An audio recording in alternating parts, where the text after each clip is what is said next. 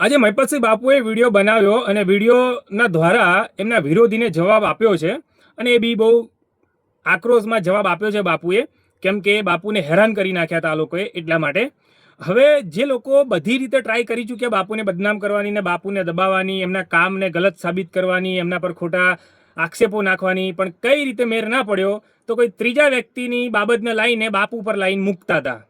પણ બાપુ આજે ખુલ્લા મોઢે અને ખુલ્લા ઓપનમાં સોશિયલ મીડિયા દ્વારા એમણે જવાબ આપી દીધો કે ભાઈ તમે સાચા હોય અને તમારા પેમેન્ટ આપેલું હોય દિલીપ મામાને, તો તમે મારા ફાઉન્ડેશન મારી ઓફિસમાં તમે આવી જાઓ, સબૂત સાક્ષી પુરાવા લઈને પૈસા કઢાઈ આપવાની જવાબદારી મારી છે. બાપુએ આ શબ્દ કીધો છે.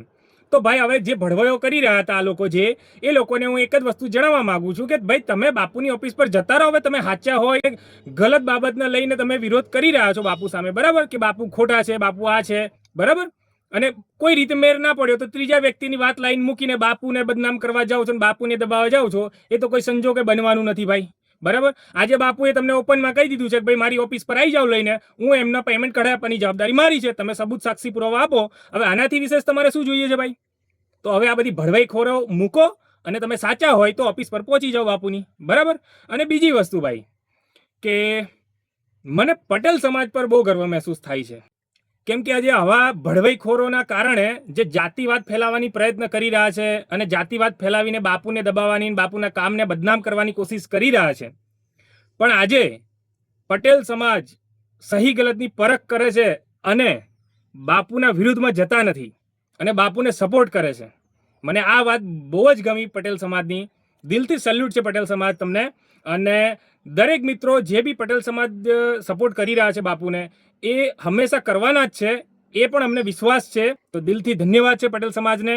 અને મારા દરેક પટેલ સમાજના મિત્રોને અને દરેક જ્ઞાતિના મિત્રોને હું કહેવા માંગુ છું એક વાત, એક સંદેશ આપવા માંગુ છું કે ભાઈ આવા ભડવાઈખોરોના વાતોમાં આવીને કોઈ દિવસ જાતિવાદ ફેલાવતા નહીં.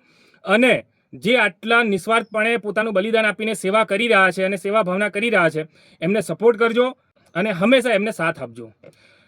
કેમ કે આવી ભડવાઈખોરો તો કરવાવાળા બહુ પેદા થવાના હવે, કેમ કે બાપુની તરક્કી સ્ટેપ બાય સ્ટેપ વધતી જાય છે એટલા માટે.